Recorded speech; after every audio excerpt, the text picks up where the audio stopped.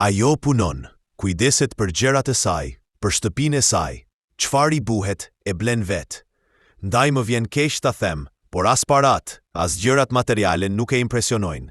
Ajo quhet grua e pavarur, dhe nëse do hënën, do ta marr vet.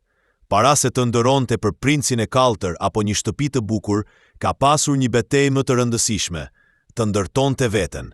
Ka luftuar fort për gjithçka që është sot. Prandaj nuk ka frikë të rrezikojë, të bjerë, të ngrihet përsëri. E ka bërë aq shpesh, sa që ka harruar edhe si është të dorëzohesh. As nuk i duhet dikush që t'i mbush vetmin. Ajo e aduron vetmin e saj, jo sepse është e mbyllur apo antishoqërore, por sepse e vlerëson paqen e hapësirës së saj. Për të qëndrosh vetëm nuk është dobësi, është mbrojtje. Nga problemet, nga njerëzit e gabuar, nga shkënjimet, nuk ka njeri më të fortë se një grua e pavarur, sepse ajo ka mësuar të bëjë gjën më të frikshme në këtë botë, të mbështetet vetëm te vetja. Ndaj kur nuk do ta shkëmbej vetmin e saj me të parin budalla që i del përpara.